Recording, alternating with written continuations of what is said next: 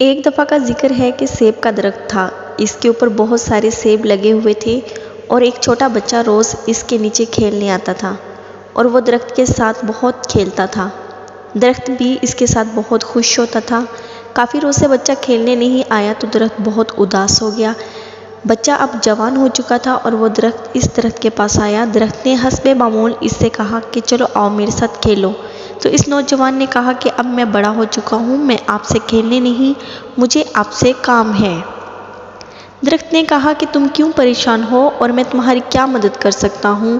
تو نوجوان نے کہا کہ میرا کوئی روزگار نہیں ہے، میں کافی دن سے بھوکا بھی ہوں۔ درخت نے کہا کہ میں تمہاری کوئی اور مدد تو نہیں کر سکتا، تم ایسا کرو میرے پیڑ کے جتنے بھی سیب ہیں اتار کے لے جاؤ اور اس کو فروخت کر دو، تو اس طرح تمہارا گزر بسر ہو جائے گا۔ نوجوان نے ایسا ہی کیا اور اس کا بہت اچھا گزر بسر ہونے لگا اور کافی دن گزر گئے، لیکن نوجوان دوبارہ درخت سے ملنے نہیں آیا اور درخت بہت اداس ہو گیا۔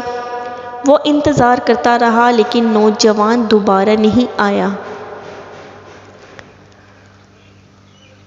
کئی دن کے بعد نوجوان پھر درخت کے پاس آیا اور درخت نوجوان کو دیکھ کر بہت خوش ہوا اور حسب معمول اس سے کہا کہ آؤ میرے ساتھ کھیلو، لیکن نوجوان نے کہا کہ میں بڑا ہو چکا ہوں اور اس نے اپنی پریشانی ظاہر کی کہ میرا کاروبار تو اچھا جا رہا ہے لیکن میرے پاس رہنے کے لیے کوئی گھر نہیں ہے۔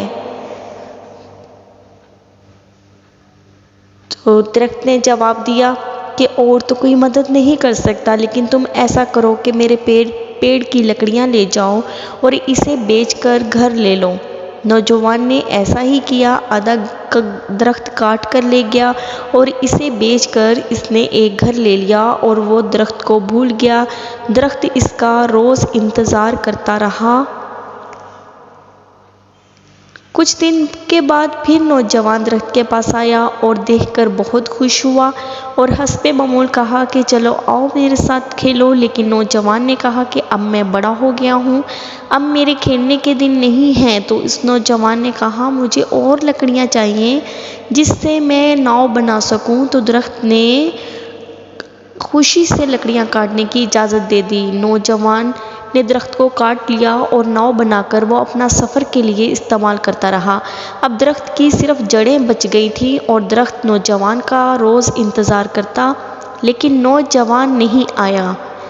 کافی عرصے کے بعد جب وہ نوجوان درخت کے پاس آیا تو وہ اب بوڑھا ہو چکا تھا اور وہ اسی درخت کے پاس آیا جہاں وہ بچپن میں کھیلا کرتا تھا۔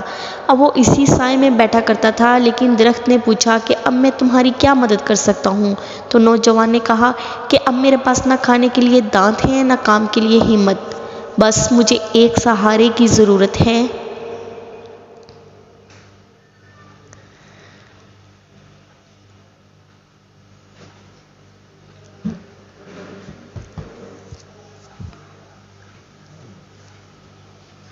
دوستو، وہ سیب کا درخت والدین ہیں۔ والدین جب تک ان میں ہمت ہوتی ہے، ان کے پاس کچھ ہوتا ہے تو وہ اپنی اولاد کو دینے سے انکار نہیں کرتے اور وہ ہر ٹائم اپنے بچوں کی مدد کے لیے تیار رہتے ہیں، لیکن اولاد اپنے کاروبار، اپنے کاموں میں اپنے والدین کو بھول جاتی ہے، لیکن والدین پھر بھی اپنے بچوں کا انتظار کرتے ہیں اور ان سے بہت پیار کرتے ہیں۔